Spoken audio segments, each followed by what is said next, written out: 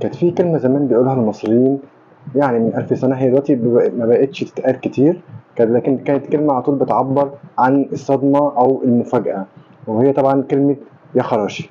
هنعرف دلوقتي الكلمة إيه أصلها وجت منين وإيه هو مصدر الكلمة.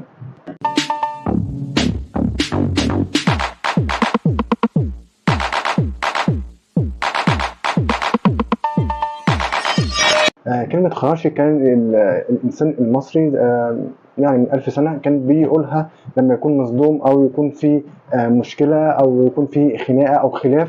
فطبعا الكلمة كانت متداولة خصوصا في قرية أبو خراش بالبحيرة لبداية انتشار الكلمة.